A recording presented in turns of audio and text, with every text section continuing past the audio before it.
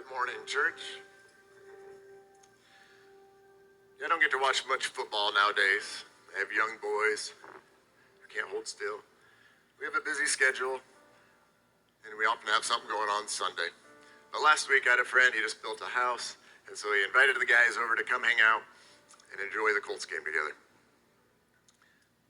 And I was reminded of just how excited those fans can get in the stadium. You know, how often you see people, dressed head to toe in Colts gear.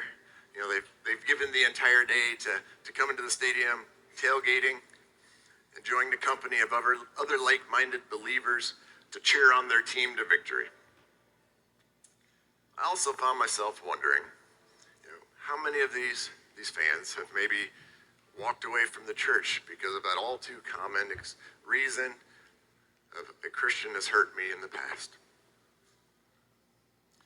I used to attend Lions games because my uncle was a season ticket holder, so probably about a half dozen or so in my middle school and high school years. And majority of those times, you'd see a fight break out in the stadium or in the seats, or even maybe in the parking lot over something as silly as, my team is better than your team. There's one time even where we were leaving the game, and so we were being, like marching ants ushered out of the stadium in the narrow hallways, shoulder to shoulder with lots of strangers, and my aunt looked over to find a big scary man with his hand in her purse, trying to pickpocket her. And what's crazy is, you go to these games and you might be assaulted. You might have attempted robbery. But you're going to wait in long lines. You're going to pay expensive prices. But how many of these fans continue to come back game after game to celebrate and lift up their team? So why is it that the church has held a different standard? Looking at it from another angle, in my family tree, I come from a long line of alcoholics. Thankfully, most have recovered at this point. So I'm fairly familiar with AA, and something I know is that people are often hurt within AA by other members who have fallen back into their addiction. They don't leave AA because that's somewhat to be expected. We too, we're addicts of sin. We come to this stadium to try to heal, to do a little better each day. And I wonder if we're held to that different standard because we're not as enthusiastic as a football fan. We're not as real as the AA member confessing their struggles. We come into church, we try to look a certain way, or maybe out in public, at work. I know for me, it was real life stories of the people around me, how God was changing their lives that brought me to faith in my college years. So why can I have a tendency to not be as real as I need to be about my victories, my struggles from the week? Why do I lack that excitement of the football fan and being real as the AA member? So I want to do that today. My name is Kyle Black, and I'm a sinner. I have alcoholic tendencies that I have to keep in check. I love and I hate pornography. I was taught from a young age to look at women as objects. Too much of my identity is within my career, my income, and what people think of me. I have incredibly negative self-talk, saying things to myself I would never say to anybody else. I'm far too pessimistic, and I'm an overthinker. But by the sacrifice of God, His grace, and His Word, and attending His weekly meetings, I'm able to only have a couple drinks a week. I've taken pornography out of my life.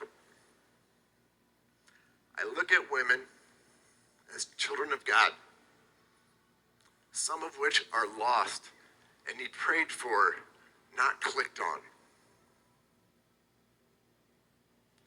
I'm in Christian counseling to work on that negative self-talk, to be optimistic as a saved Christian who has the Holy Spirit guiding my decisions.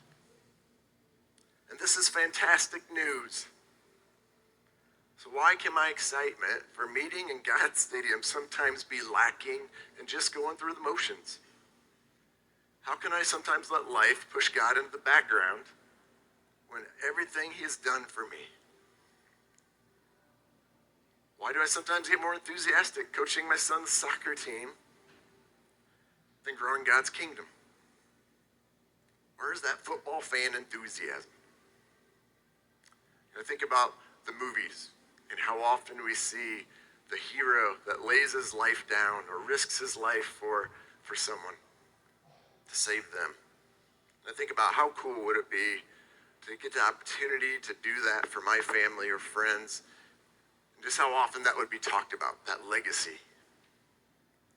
But realistically, how many of us have actually had that in our life compared to how often we see it in the movies?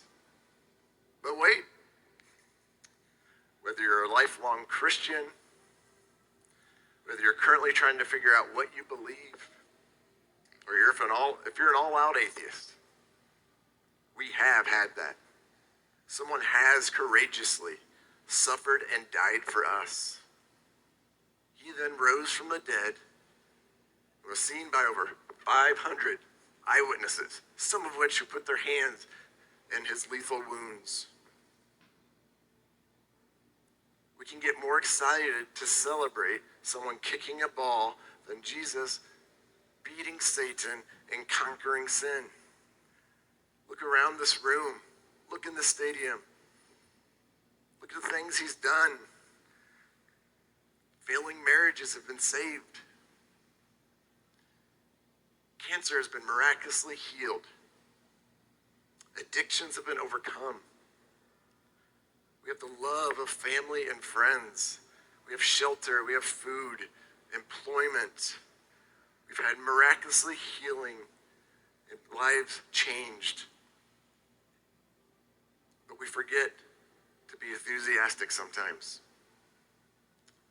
I want our meditation today to be about being real and being excited in the stadium and outside the stadium.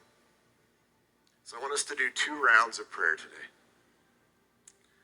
For this first one, I want to do it as individuals. Let's save our communion cups for second round, but I want us to really focus on what he has done for you. Maybe your walk has been shorter. Maybe it's been for decades. We can tend to forget. So I want you to dig down deep, get emotional with God. And this is a thank you letter to him. So let this be your most emotional prayer of the week. If you want to take a knee, let's take our time, bow our heads, and give thanks. Let's take a few minutes to do that.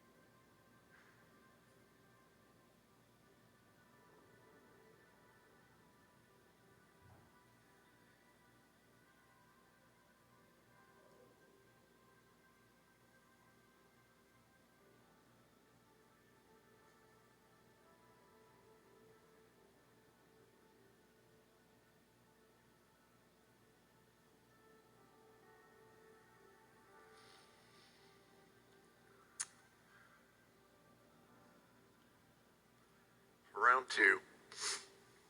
Yeah, I really miss years ago when we would come together as a community and take communion. So I want to do that today. So I want us to look around, find a friend or family member, find a stranger. I want no one left alone. I want us to come together. I want us to share our praises, maybe introduce ourselves. I want us to ask for help where we need it, prayer requests. I want us to come together as a community that those on the outside can look in and say, I want that. Because they need that. We need that. So look around the room. Let's come into groups. Lift each other up. Lift him up. Let's take this communion together as a church body.